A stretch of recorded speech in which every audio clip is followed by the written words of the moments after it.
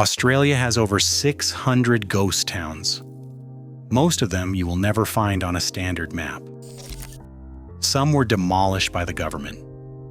Some were sold at auction and stripped to concrete slabs. Some were built, filled with families, and abandoned inside 18 months. These are 8 of them, and almost nobody talks about them. Number 8.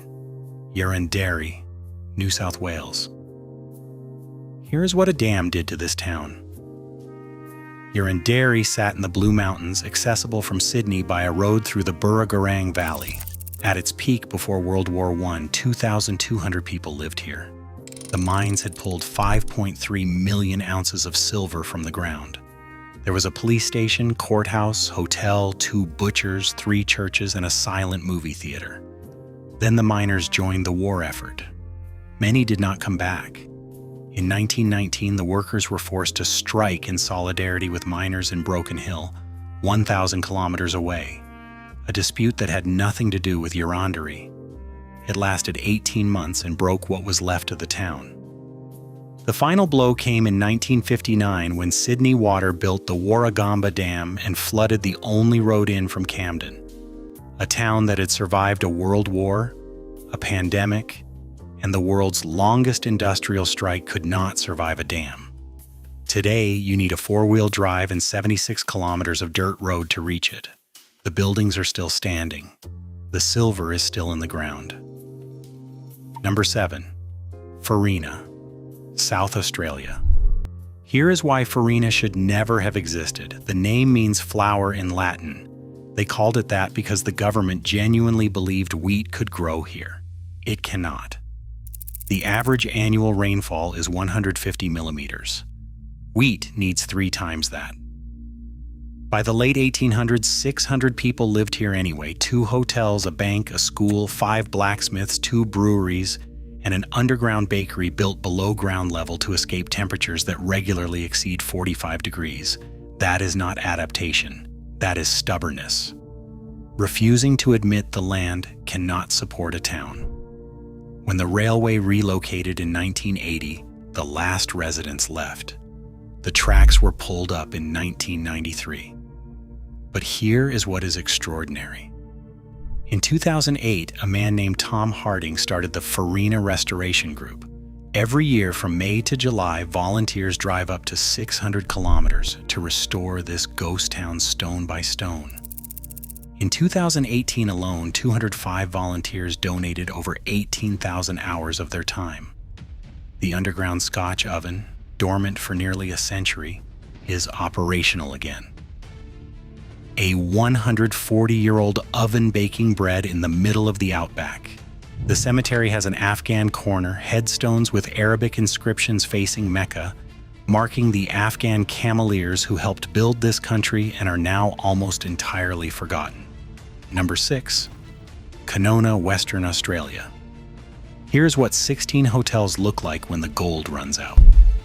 Kanowna sits 18 kilometers northeast of Kalgoorlie in the Western Australian goldfields. In 1896, gold was discovered, and within 2 years the town had 12,000 residents, 16 hotels, 3 newspapers, a stock exchange, its own railway, and a red light district called Las Vegas Street in 1897. By 1906, the richest seams were exhausted. By 1930, the railway had been pulled up. By 1950, the last resident was gone. Today, nothing stands above ground. The 16 hotels are gone.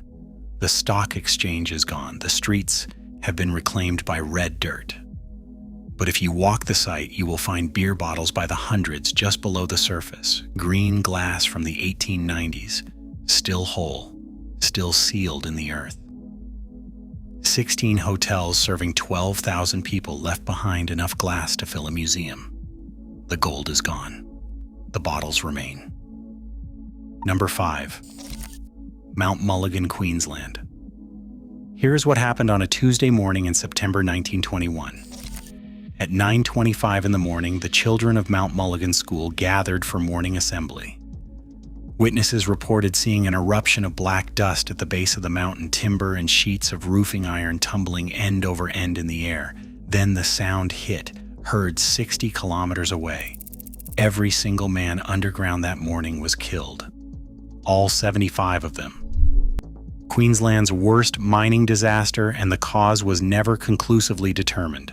The town had opened its cemetery just 2 weeks before the explosion, as if it knew. The women of Mount Mulligan sent their children to school that morning and spent the rest of the day identifying their husbands by their boots and their belts because the blast had left nothing else. The town survived another 37 years after the disaster before the mine finally closed in 1958. Today, a single chimney stack stands, a single cemetery, one occupied residence that used to be the hospital. The mountain 3 times the size of Uluru still looms over what is left. Number 4. Mary Kathleen, Queensland. Here is what Australia built for the nuclear age and then auctioned off.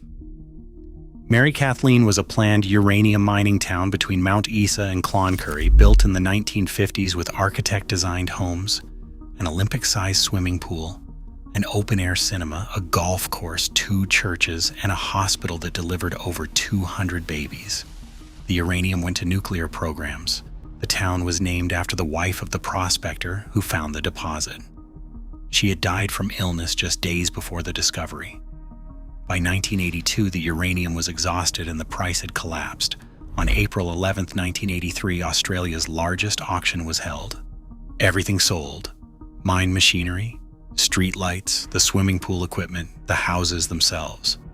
Buildings were dismantled brick by brick and carted away on trucks.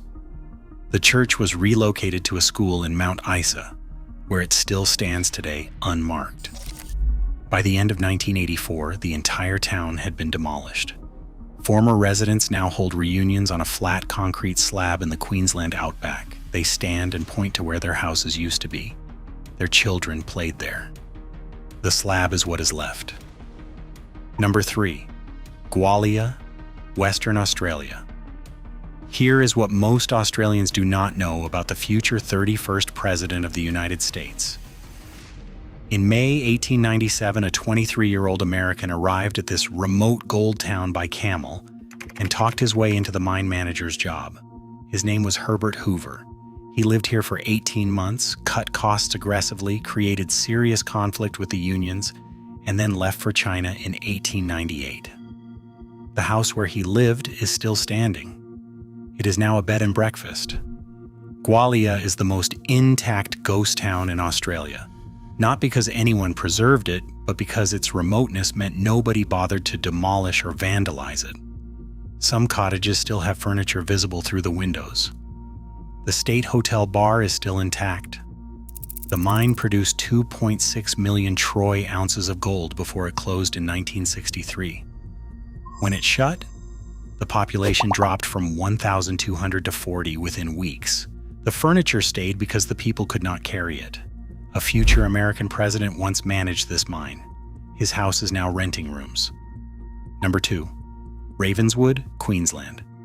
Here is what 50 hotels become when the gold runs out. Ravenswood was Queensland's first major gold capital. At its peak, 5,000 people lived here, and 50 hotels operated on the same streets. Between 1900 and 1912, miners extracted approximately 12,500 kilograms of gold.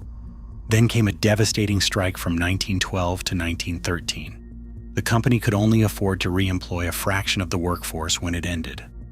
World War I took more workers. The new Ravenswood company closed in 1917. The railway tracks were pulled up in 1930. By the 1960s, 70 people remained. But here's the detail that stays with you. During the strike, when no wages were coming in and the town had nothing, it was the Chinese community who kept Ravenswood alive.